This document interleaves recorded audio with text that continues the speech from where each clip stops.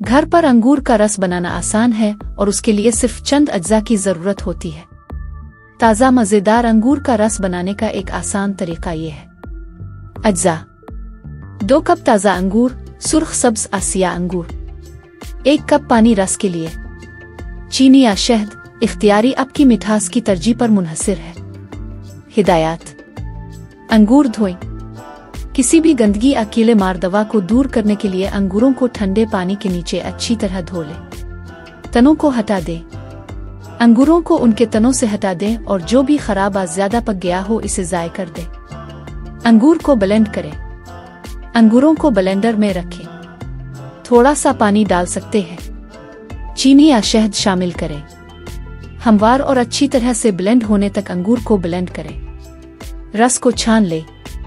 अगर आप हमवार रस को तरजीह देते हैं तो आप गूदा निकालने के लिए बारीक जाली की छलनी इस्तेमाल करते हुए ब्लेंड किए हुए मिक्सचर को छान सकते हैं। ठंडा करके सर्व करें। 1 गिलास में जूस डालें, अगर चाहें तो आइस क्यूब्स डालें। लुत्फ उठाएं। अपने घर के बने हुए सेहतमंद अंगूर के रस से खुद को ताज़ा दम करें। ये घरेलू अंगूर का जूस स्टोर से खरीदे गए जूस का कुदरती जायकादार मुतबादिल है जो प्रिजर्वेटिव से पाक है और मसनूई जायके शामिल किए गए हैं। आपको आज की टिप्स कैसी लगी कमेंट में बताएं और मेरे चैनल को सब्सक्राइब करें।